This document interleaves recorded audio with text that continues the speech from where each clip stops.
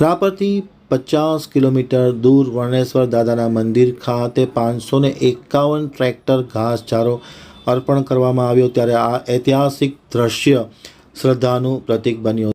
હવે જોઈએ રાપર આમતક ન્યૂઝ બ્યુરોનો એક વિસ્તૃત અહેવાલ. વાગડમાં ઐતિહાસિક ગૌ સેવા. વર્ણેશ્વર દાદાના ધામે 551 ટ્રેક્ટરનો ચારો અર્પણ કરવામાં આવ્યો હતો. ગૌરક્ષા, શૌર્ય અને એકતાના પ્રતીક બન્યું હતું. વર્ણેશ્વર દાદાનું ધામ 551 ટ્રેક્ટરો સાથે અન્નદાન પણ કરવામાં આવ્યું હતું. ઉત્તરાયણના પર્વ વર્ણેશ્વર દાદાના ધામે 551 ટ્રેક્ટરો સાથે ઐતિહાસિક ગૌ સેવા અભિયાન કરવામાં આવ્યું હતું. રાપર તાલુકાના મથકથી આશરે 50 કિલોમીટરના અંતરે આવેલ ઐતિહાસિક વર્ણેશ્વર દાદાનું મંદિર વાગડની પવિત્ર ધરતી પર ગૌરક્ષા, શૌર્ય અને બલિદાનની અમરગાથાનું પરંપરાનું જીવંત પ્રતીક છે.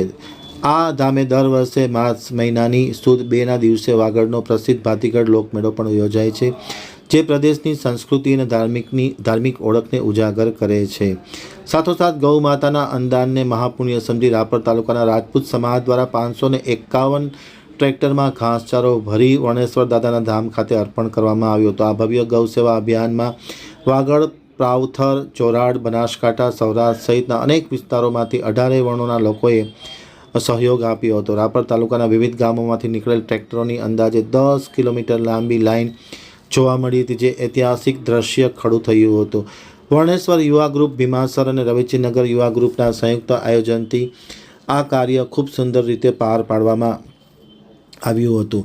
વર્ણેશ્વર દાદાના મંદિરે પહોંચેલા 551 ટ્રેક્ટરોનું ફૂલ વરસાદ સાથે સ્વાગત કરવામાં આવ્યું હતું.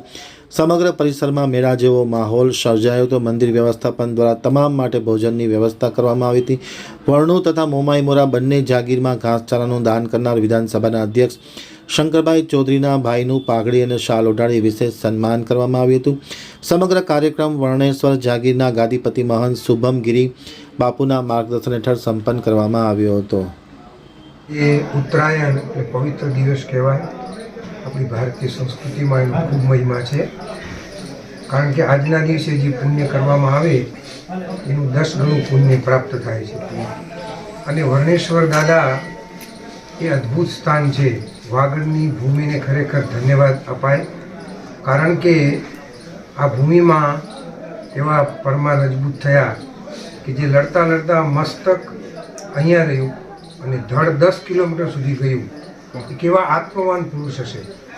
અને એ જગ્યા પર આજે પણ આ બધા જ સમાજ મળીને અહીંયા દ્રશ્ય જોઈને 551 ટ્રેક્ટર ઘાસ લઈને આવ્યા અને કેટલું ઘાસ ત્યાં સુધી પણ પહોંચાડ્યું. એટલે આ તો અને ગાય માતાઓ, હજારો ગાય માતાઓના દર્શન કરી આ પવિત્ર ભૂમિ, એ ગાય માતાની રજ આપણા શરીરને સ્પર્શ કરે ને તો અનેક જન્મના આપણા પાપો નષ્ટ થઈ જાય.